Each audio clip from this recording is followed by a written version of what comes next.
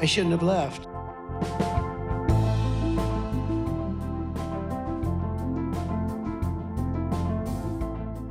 Hey everybody, it's Jamie. I'm in studio with my colleague Paul Hunter, CBC Senior Washington correspondent.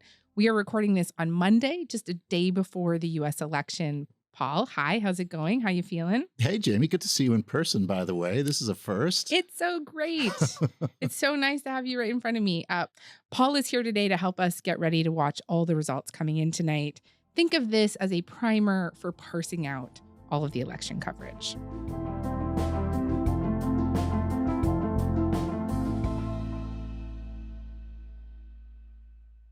All right. So, Paul, before we get to how to watch the election, I just want to get your thoughts on the last couple days of campaigning, the final stretch.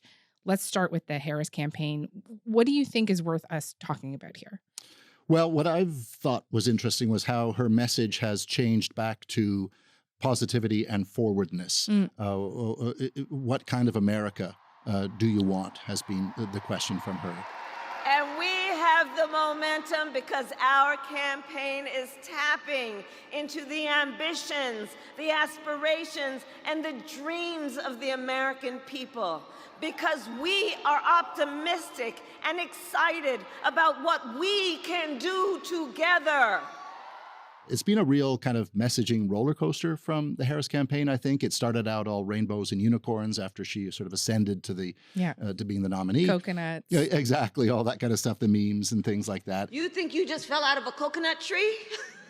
And then it got dark in terms of attacking Trump, an unserious candidate, a fascist. And it is clear from John Kelly's words that Donald Trump is someone who, I quote, certainly falls into the general definition of fascist. Donald Trump is increasingly unhinged and unstable. And in a second term... And it was almost like there was a realization that, well, people have their opinions of Trump kind of cast in stone at this point. So you're not going to change anything with that. So she's gone back to where it began, which is let's turn the page, let's move forward. We have to stop pointing fingers and start locking arms. It is time to turn the page on the drama and the conflict, the fear and division. It is time for a new generation of leadership in America. So that messaging, combined with where she has been, she spent a lot of time in Pennsylvania, obviously, you know, the 7 swing states, the battleground states, uniquely, effectively speaking, for her and for Trump, but a lot of time in Pennsylvania, as if to underline the recognition that that is the place where this is going to turn. And what about the Trump campaign? Darkness. I will say... What has struck me about Trump in the last few days was that he looks old and is sounding old. Yeah. You know, the kinds of things that you know, big media railed on about Joe Biden. But now he, you know, when it became Harris Trump, everybody commented that now Trump's the old candidate. And then people kind of moved on from that because the news cycle, because, you know, it doesn't last long these days. But the last few days, he has looked tired, looked old. I don't even sleep, you know. I've gone through 62 days without a day off. Every single day. Which I found interesting. But beyond that, it's resorting to attack. If this goes to Harris, it's the apocalypse, right? Nothing will ever be the same again. Darkness, scary to the max. This election is a choice between whether we will have 4 more years of gross incompetence and failure, or whether we'll begin the 4 greatest years in the history of our country. They're going to be the 4 greatest years. We start from a very bad place. We're a nation in decline. We're a nation in decline like we've never seen a decline. What they've done to our beautiful country is just so horrible. And again, focusing on the states that matter. Of the states for him, it was interesting to see him go to North Carolina. That has been a dream of Democrats for some time now. If the fact that Trump has been there the last couple of days suggests to me that Republicans are a bit nervous about what's going on in North Carolina. We'll see.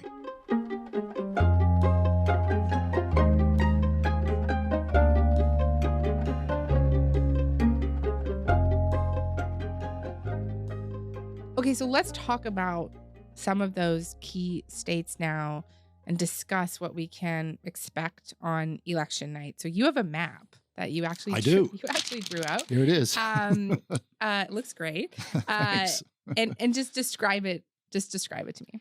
Yeah, I look at a lot of maps in this gig these days. So what I wanted to draw was something that really just isolated the states that matter. These are the 7 battleground states. As I look at this, and I'll go counterclockwise on the map of the USA, and indeed, it's a pretty good rendition, I'm going to say. Honestly, I'm impressed. Thank you. Yeah. Nevada, Arizona, Georgia, North Carolina, Pennsylvania, Michigan, Wisconsin. And then I put in red numbers in the middle of each of those states, the number of electoral college votes that each one is worth, because that makes it easier to figure out what needs to be done by either candidate on election night. So I'm going to make your head spin a little bit here with some numbers.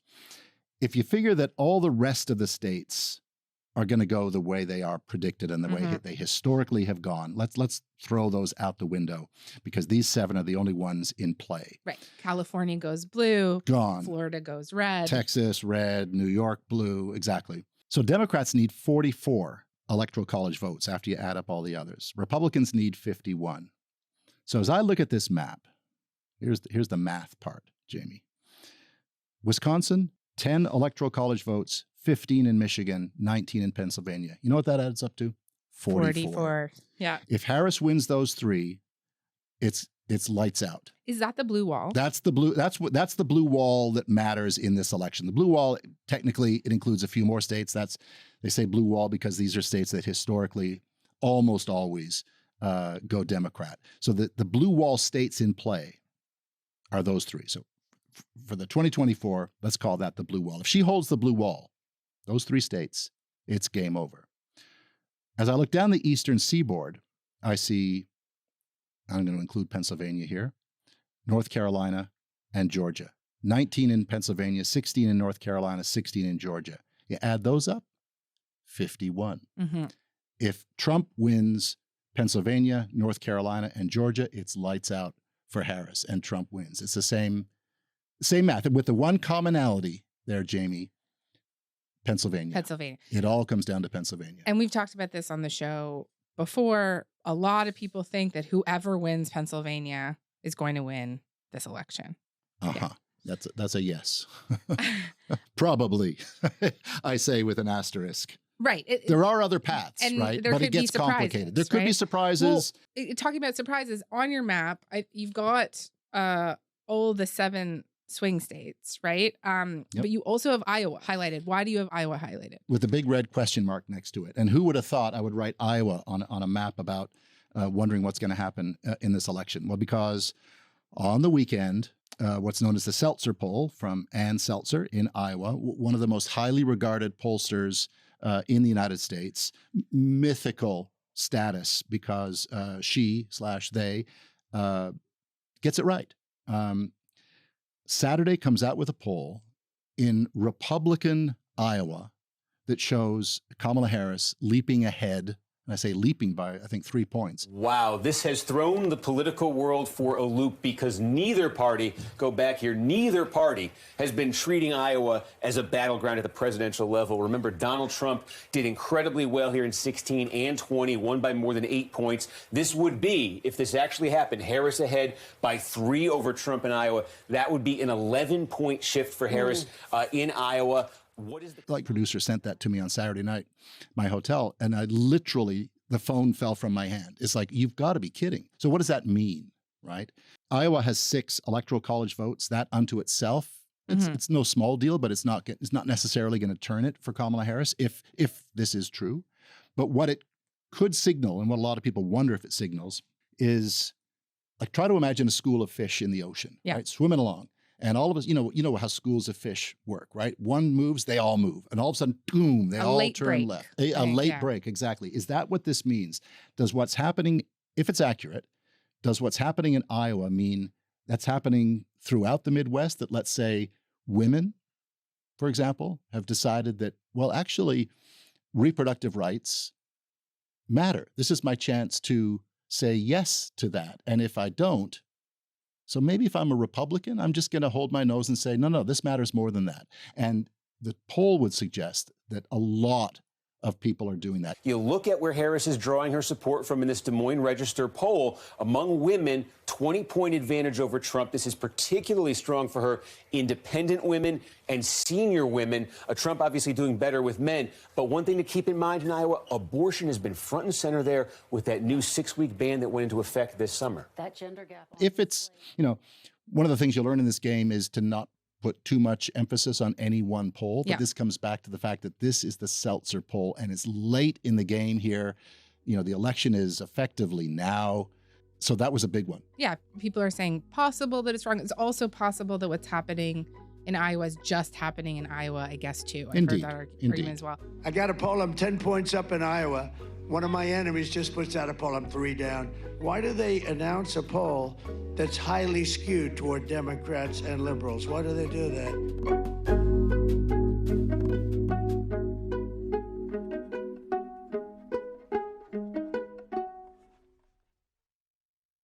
We're talking about how mathematically it could work here, what states Trump would need to grab or Harris would need to grab to kind of get to that 270 number. I know that we won't know the patterns of how people will have voted night of, but just take me through who the campaigns have gone after here, what groups they think that they need to win. You already talked about women. Obviously, the Democrats have been courting them very hard. Just take me through a couple of the other big demographic groups. Well, it's going to sound like I'm being facile here, but I don't mean it this way, because the truth is it's a mosaic of groups that each party is going after. Women is one. And by the way, that's half the electorate. Yes. Men. And obviously women are not a monolith. Not a monolith for sure, right? And other issues come into play for everybody. Men is another group, not a monolith, but also it's a big chunk of the electorate. There's been a lot of talk about men drifting away from the Harris side, young men especially, which, by the way, speaks to how fleeting memory can be. Or for a lot of young men, they were not even of voting age during the Trump years, right? When Biden came in on an anti-Trump basis. Now many people say, well, I don't really know anything about the Trump years, right?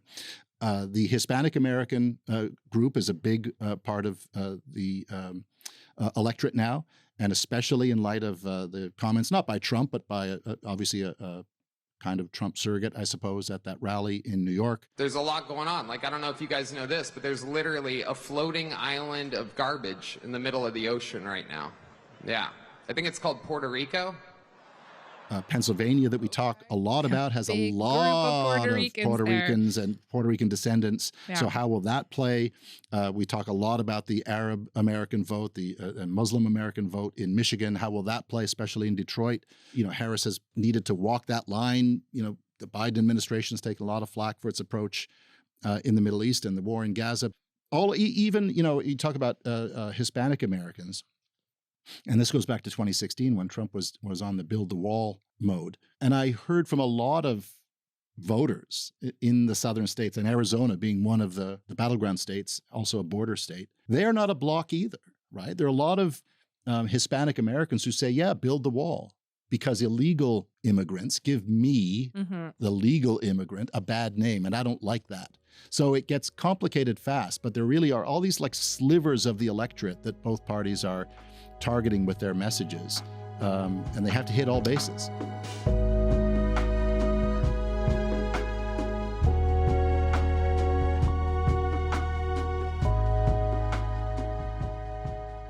I want to go through with you the various scenarios that could come up here, and just when we're talking about how the night could end, what would be the tidiest way that it ends? The tidiest way would be a big victory by one side or the other.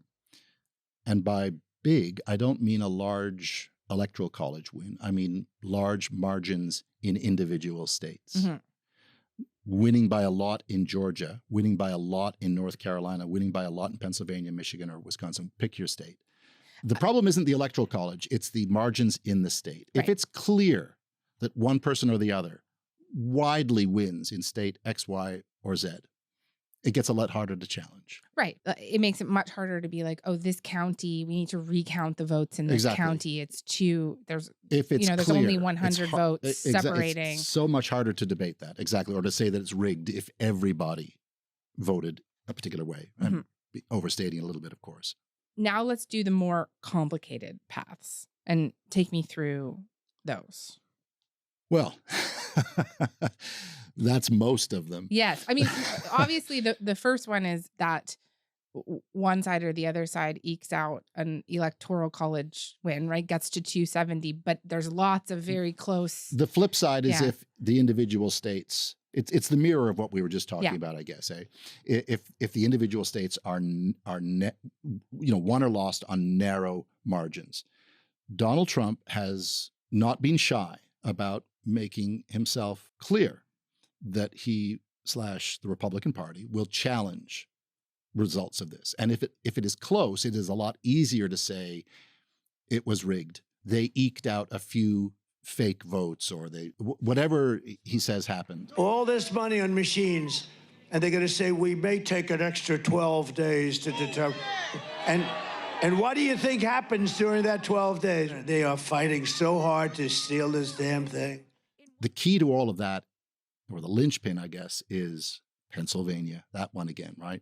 The thing in Pennsylvania is, unlike a lot of other states that learned lessons in 2020 about how to speed up the vote count, Pennsylvania did not. So Pennsylvania, it may not have a final count, almost certainly won't have a final count Tuesday night.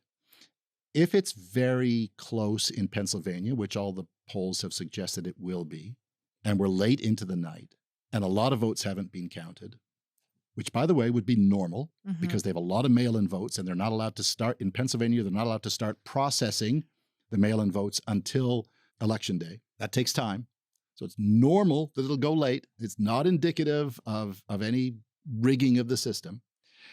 If it's close, the expectation is that Donald Trump will say, enough of this. Let's move on. I'm the winner. Look, I'm ahead by X amount. Let's call off the rest of it because it should be all counted today, or whatever it is that he'll say. So keep an eye on what Donald Trump does late into the night as the votes are still being counted in Pennsylvania. Pennsylvania was the one in 2020. It wasn't until Saturday that they came out with it, right? Normal. So to answer the question, the narrower the margins, the easier it would be, presumably, for Donald Trump to say, hey, something's fishy here. And then the question is, what not only the legal battles that will begin with that, which, by the way, Democrats are anticipating, but what will people broadly, what will people out in the wild think or do or behave, or how will they act if Trump, I've been to so many Trump rallies, as you well know, we've talked about them, Jamie. A lot of nice people at these. MAGA has a lot of nice people, but they are true believers. And if Donald Trump says something, they believe him. So if he says he won, the system's rigged, 75 million people or thereabouts will vote for him in this election. Yeah, what are they going to do? What are they going to do?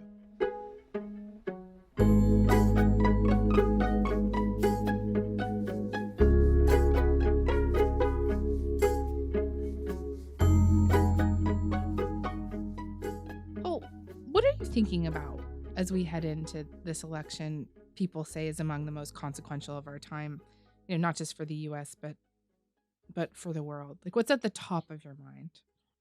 We don't know what's going to happen. And yet, these are not two candidates with a nuance of difference in their view of where they want to take America. They are polar opposites. They are 180 degrees from each other. You couldn't find two platforms, two parties, two candidates with more differing views for this country. Obviously, Trump's is dark. Harris has been, I'm not trying to personally characterize anything, but hers, by and large, has been more positivity and let's move on from all that and turn the page, etc. And yet we don't know. And yet it will come down to the wire. And yet the 7 states that are in play are neck and neck and neck and neck and neck and neck. To me, that's remarkable. Usually you have a vibe, right? Usually you can sort of tell it could go one way or the other, but it's not. But this is like one way, and I'm stretching my arms out here, or the other way. I find that hard to imagine. It kind of blows my mind, to be honest, that we've come to this at this point on this day, and we still don't have any idea how this is going to end. Paul, I really want to thank you for coming by. You and I are both going to be watching this very closely tonight. I know that you're going to be on CBC all evening on their TV special, so we'll tune in for sure. And maybe into the next day too, who knows? It sounds like probably, right? It may well be, exactly, yeah. Thanks, Jamie. It's always my pleasure.